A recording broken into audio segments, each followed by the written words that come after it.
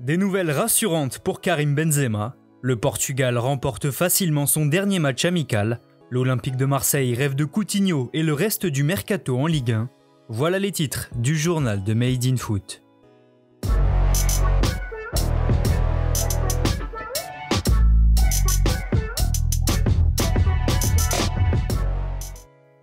Bonne nouvelle pour la France, Karim Benzema va mieux. Sorti sur blessure suite à une béquille lors de la victoire des Bleus contre la Bulgarie mardi soir, l'attaquant du Real Madrid s'en sort bien. Comme l'a révélé RMC hier soir, le muscle touché a dégonflé pendant la nuit et la douleur serait moins importante pour le numéro 19 français. Benzema n'a pas pris part à l'entraînement d'hier, mais devrait revenir d'ici 48 à 72 heures et sera donc bien présent le 15 juin prochain pour le premier match de l'Euro face à l'Allemagne. En équipe de France toujours, évoquons le début de polémique suite aux propos d'Olivier Giroud. Après le succès contre la Bulgarie, l'attaquant de Chelsea avait déclaré « Des fois, on fait des courses mais les ballons n'arrivent pas. Après, je ne prétends pas faire toujours les bons appels. » L'équipe révèle ce matin que Kylian Mbappé se serait senti visé par ses propos et malgré des explications avec Giroud, l'attaquant du PSG aurait demandé à passer en conférence de presse afin de clarifier la situation. Une requête refusée par Didier Deschamps qui aurait finalement convaincu Mbappé de rester concentré sur le match face à la Mannschaft. Autre adversaire des Bleus dans le groupe F, le Portugal a terminé sa préparation par un large succès 4-0 face à Israël. Longtemps tenu en échec, la Seleção a marqué 2 buts coup sur coup juste avant la pause par Bruno Fernandes et Cristiano Ronaldo. Si les hommes de Santos ont dominé tout le match, ils n'ont pas vraiment brillé par le jeu. Cancelo a aggravé le score à la 85e avant que Bruno Fernandes ne s'offre un doublé dans le temps additionnel. En Ligue 1, l'Olympique de Marseille continue d'agiter le mercato.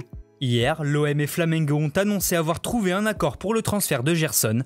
La transaction devrait tourner autour des 25 millions d'euros, plus 5 millions de bonus et plusieurs pourcentages à la revente. Le milieu de terrain va s'engager jusqu'en 2026 avec le club phocéen et pourrait être rejoint par un compatriote.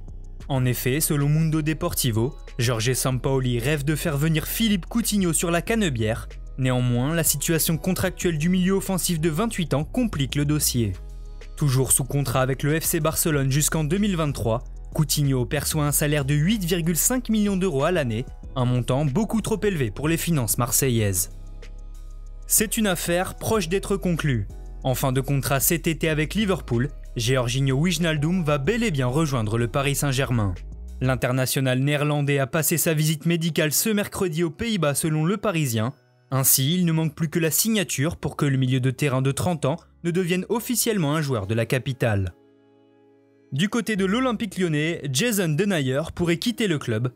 Alors que le président Jean-Michel Aulas se montrait confiant concernant la prolongation de son numéro 5, le Belge envisagerait un départ cet été selon la RTBF. Le média explique que le défenseur aimerait se montrer à l'Euro pour attirer les regards de clubs plus huppés afin de jouer la Ligue des Champions. Auréolé de son titre de champion de France, Lille s'attend à plusieurs départs cet été et le premier pourrait être Jonathan Iconé.